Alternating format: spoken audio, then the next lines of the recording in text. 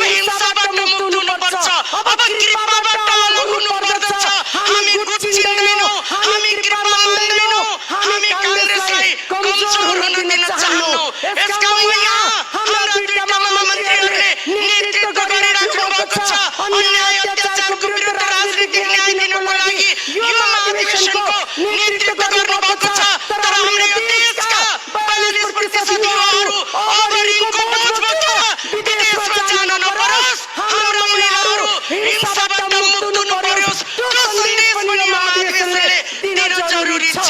हामी चाहन्छौँ अब नेपाली कांग्रेस बीपीको विचारबाट खडा भएको कांग्रेसको इतिहास र सङ्घर्षलाई अब हामी स्मरण गर्दै ऊर्जाको साथ अगाडि बढ्दै हिजोको दिनमा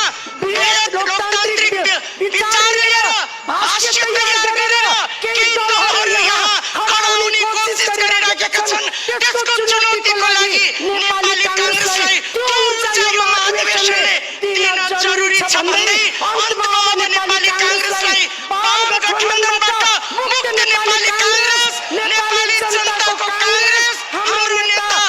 शैलजा आचार्यले भने जस्तै दुबो जस्तै फैलिने कांग्रेस बनाउँ भन्दै फेरि म 77 जिल्लाका महाधिवेशन प्रतिनिधिहरूलाई, हाम्रा केन्द्रका नेतृत्वहरूलाई विधानलाई स्मरण गर्दै, राजनीतिक न्यायलाई स्मरण गर्दै विधानलाई पालना गर्छौँ भनेर भोलिको दिनमा हाम्रो यो विशेष अधिवेशनलाई सफलतापूर्वक सम्पन्न गरेर अब कांग्रेस एक भयो, संयुक्त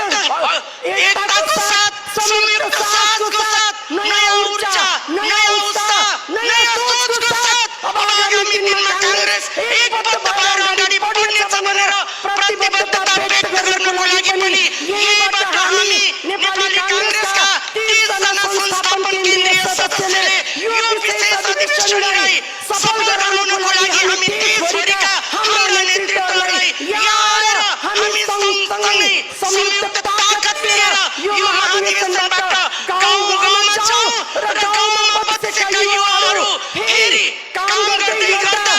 गाउँमा बसेका दिदीबहिनीहरू कांग्रेसको सङ्गठन गर्दै गर्दा नेताको वरिपरि घुम्न नपरोस्, त्यो कांग्रेस बनाउनु पर्दछ भन्ने मान्यता राखेर यो विशेष अधिवेशन सफल हुनु पर्दछ भन्ने अनुरोधको साथ फेरि विशेष अधिवेशनको सफलताको लागि हामी 30 जना केन्द्रीय सदस्यहरू हृदयदेखि यसको सफलता र सधैँ हामी सँगै रहनेछौँ भन्दै प्रतिबद्धता व्यक्त गर्दै हामी आफ्नो भनाइ